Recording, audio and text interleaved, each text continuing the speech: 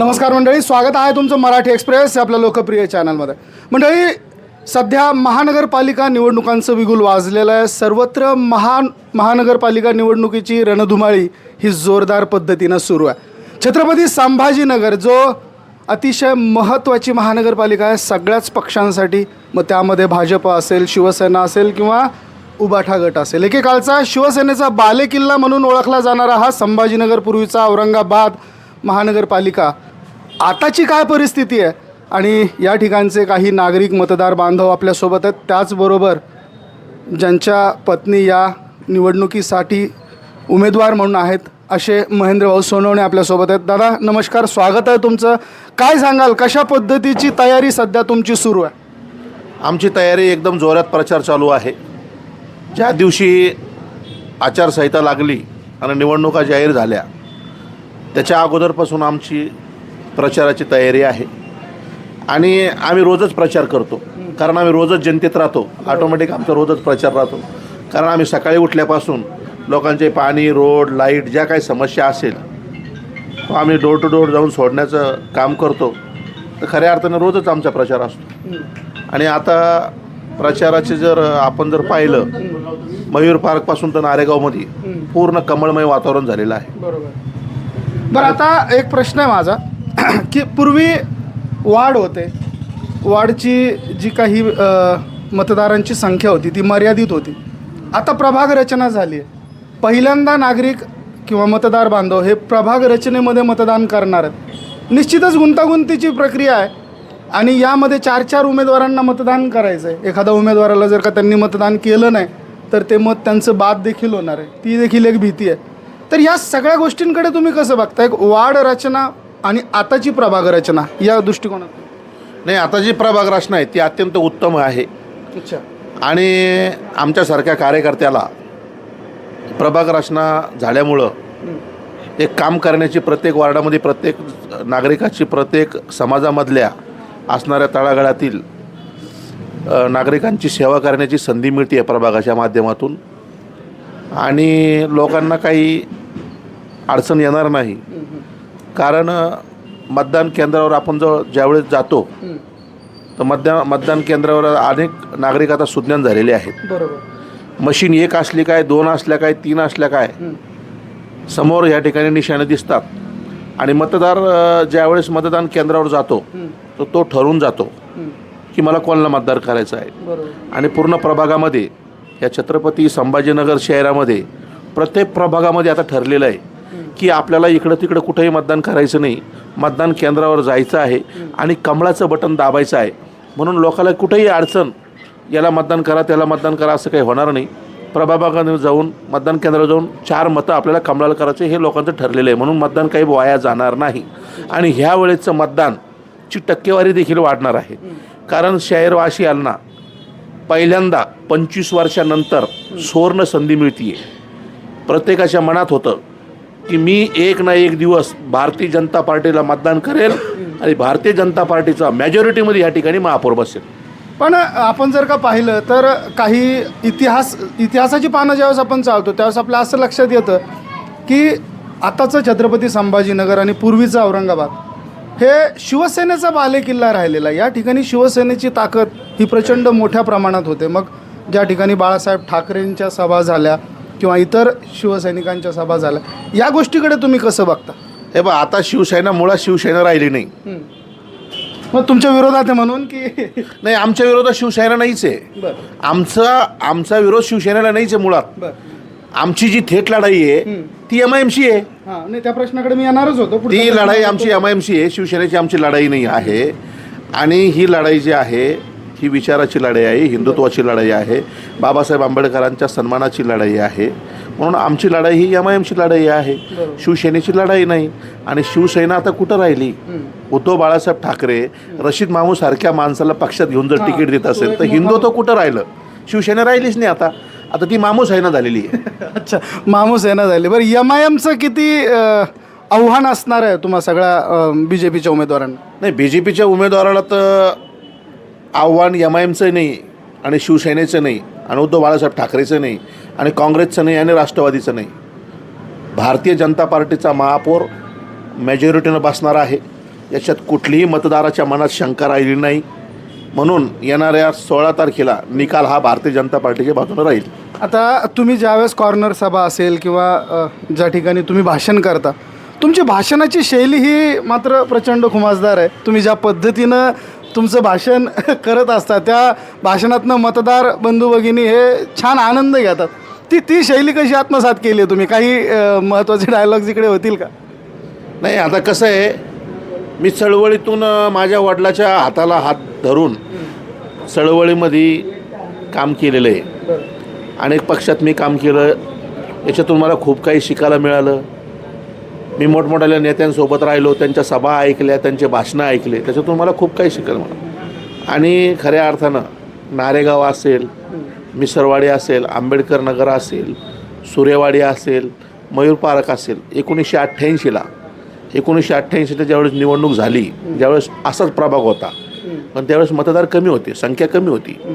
आणि त्यावेळेस मी खूप छोटा होतो आणि माझे वडील ह्या मतदारसंघातून, ह्या प्रभागातून फक्त 5 मतांनी हारलेले.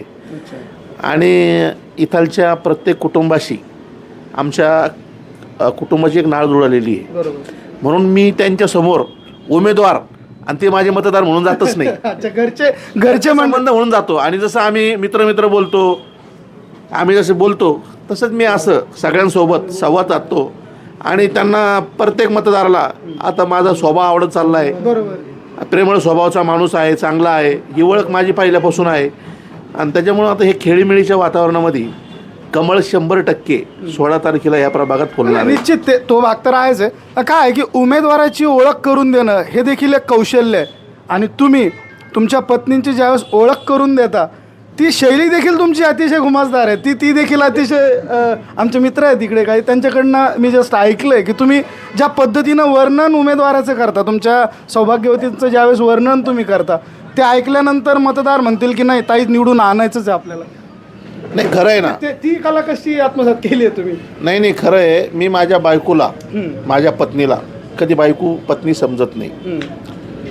तिला मी माझी मैत्रीण समजतो. माझ्या सुखादुःखातली जसे आपला मित्र असतो तसं मी तिला आपला मित्र समजतो. आणि सगळ्या गोष्टी मी तिला शेअर करतो. चांगल्या असेल, वाईट असेल, माझ्या हातात एखादं चांगलं वाईट काम झालं असेल, मी घरी जाऊन सांगतो तिला माझ्याकडून चुकलं. आणि ती मला समजून घेते. आणि गेल्या 2015ला ती निवडून आली. छत्रपती संभाजीनगरमध्ये सगळ्यात जास्त विजय आवताडे 1 नंबरवर निवडून आले. त्यांनी 4000 मताला क्रॉस करून ते निवडून आले. त्याच्यानंतर शहरामध्ये 2ऱ्या क्रमांकावर माझी पत्नी निवडून आली. तिला 39 मतं मिळाले. दुसरं आता ह्यावेळेस योगायोग असा जोडून आलेला आहे की तिची जन्मतारीख 6 आहे. क्या बात. तिची जन्मतारीख 6 आहे. माझा साखरपुडा 6 तारखेला झाला. माझं लग्न 6 तारखेला झालं. तिची निशाणी कमळाची बटनाची मशीनवर बी 6 नंबरवरच आली. योगायोगानं हे सगळं जुळून आलं. म्हणून आम्ही खेळीमेळीच्या वातावरणामध्ये तिची मी पुन्हा एकदा नवीन स्टाईलमध्ये माझ्या तिला जे आवडतं त्याच स्टाईलमध्ये मतदाराशी ओळख करून देतोय. चांगली गोष्ट आहे खरंच. म्हणजे मूल्यांक तुमचा हा असा आहे आणि तो तुम्हाला विजयाच्या दिशेने घेऊन जाईल अशी तुम्हाला खात्री आहे? नाही, विजयाच्या दिशेने काय, विजय झालोच ना आम्ही. झालंच म्हणजे आज त्याचं कारण आहे ना, भारतीय जनता पार्टी आमच्या सोबत आहे.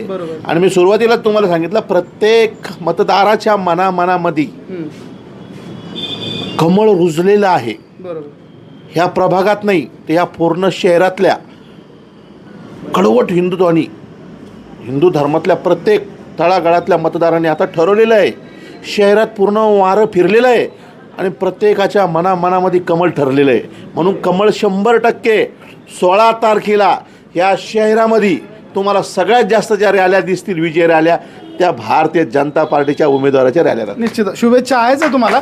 पण आणखी एक किस्सा आमच्या काही मित्रांकडनं आम्ही ऐकला होता. जसेही तुमच्या सौभाग्यवतींना उमेदवारी जाहीर झाली तशा तुम्ही 2 पर्स आणल्या होत्या. त्याचा किस्सा काय होता? ते काय होतं की नाही, काय झालं, मागची जी जुनी प्रस मागच्या 2015ला मी जी सांभाळायचो महापालिकेत बाहेर बसून, ती खराब झाली होती.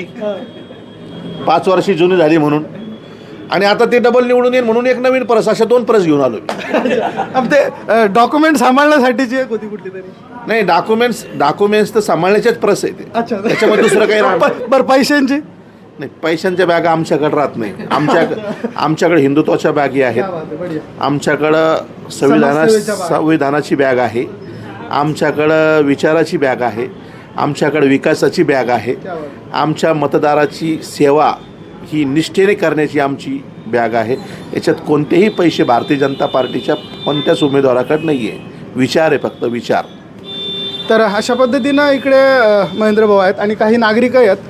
तर आपण त्यांच्याशी संवाद सांगू. दादा नमस्कार, स्वागत आहे तुमचं. काय सांगाल, तुम्ही गेली काही दिवस या सर्व उमेदवारांच्या सोबतीने बऱ्याचशा प्रभागांमध्ये गेलेले आहात. काय वाटतं तुम्हाला, कसं वातावरण आहे? हे बघा, 100% तर BJPच निवडून येणार. आणि असं काही होणार नाही की एक उमेदवार पडणार आणि 2 विजयी होणार आणि 3 होणार. 100% पूर्ण पॅनलच येणार, 4च्या 4. आणि त्यात पण मग आपण जर प्रभाग रचना पाहिली किंवा आपल्याकडचं काही भागांमध्ये जातीय समीकरणं निश्चितच या ठिकाणी खूप मॅटर करतात. तर ती जातीय समीकरणं जर पाहिली तर त्या जातीय समीकरणांमधनं काही उमेदवारांना ॲडव्हान्टेज मिळतं, काही उमेदवारांना डिसॲडव्हान्टेज मिळतं. या गोष्टीकडे कसं बघतं? काही प्रभाग आहेत किंवा प्रभागातले काही भाग असे आहेत की जिकडं एक गठ्ठा मतदान हे जाऊ शकतं किंवा तो फटका एखाद्या उमेदवाराला बसू शकतो. नाही, तसं काही होणार नाही. कारण हा प्रभाग मुळातच रचना अशी झालेली आहे की शक्यतो हिंदुत्व आणि हिंदुत्व विचारसरणीचे लोक इकडे खूप आहेत. काय वाटतं बाबा तुम्हाला, काय सांगा? भाजपच येणार आहे. भाजपच येणार. दादा तुम्हाला काय वाटतं?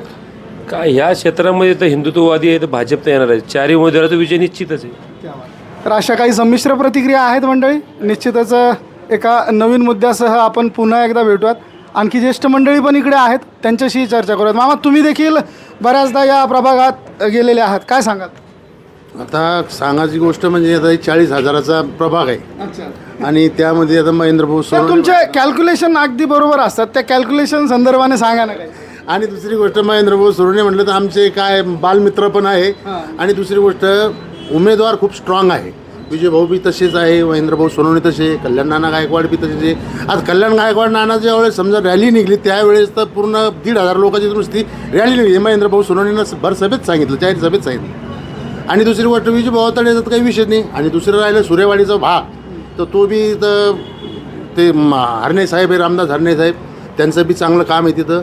यामुळे 4चे 4 नगरसेवक हे 100% निवडून येणार, यात काही शंका नाही. आता नारेगावचा जर आपण विचार केला तर या ठिकाणी गोकुळ मलके जे पूर्वीचे आपले नगरसेवक होते आणि आता त्यांनी दिलजामाई होऊन ते आता BJPचंच काम पुन्हा एकदा खूप जोमाने करतात. त्या संदर्भाने काय सांगाल, ते कशा पद्धतीचा इव्हेंट राहिला? नाही, गोकुळ भाऊचा तर पहिला विषय होता ना, नानाला जर तिकीट भेटलं तर मी तर काही कोणत्याही हालत ती पाठीमागे घेईन. आणि गोकुळ भाऊ पाठीमागे फॉर्म घेऊन आणि गोकुळ भाऊ खूप जोमाने कामाला लागलेले आहे, त्यात काही शंका नाही. गोकुळ 100 विजय निश्चित आहे असं वाटतं. विजय 100% निश्चित आहे. तर अशा पद्धतीच्या या संमिश्र प्रतिक्रिया आहेत. सो आणखी चालेल, तर इथे थांबूयात. आणखी देखील काही मंडळी आहेत, त्यांच्याशी चर्चा करूयात.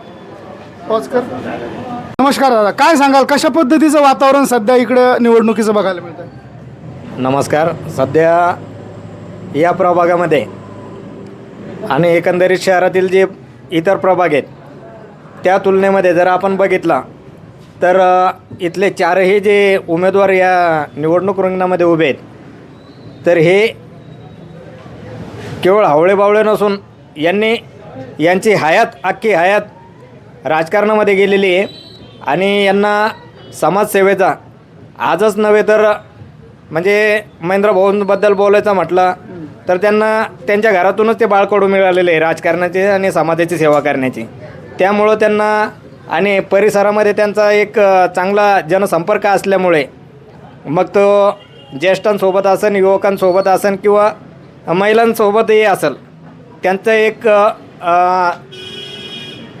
एक स्वभाव चांगला असल्यामुळं आणि मनमिळावू असल्यामुळं ते सर्वांसोबत म्हणजे ज्येष्ठांसारखे असतात, लहान मुलांसोबतही लहान मुलांसारखे असतात. त्यामुळं ते खेळीमेळीच्या वातावरणामध्ये मिसळून जातात. असेच हे सर्वच 4चे 4ही दिग्गज उमेदवार असल्यामुळं मला तरी वाटतं की या ठिकाणी दुसरं कोणी पूर्वी वार्ड निहाय मतदान होत होतं किंवा वार्ड असं सेपरेशन होतं आणि त्या वार्डामध्ये तितके उमेदवार, तितका तो मतदारसंघ आणि तितके मतदार आणि तितका विजय, हे असं सरळ सोट गणित होतं.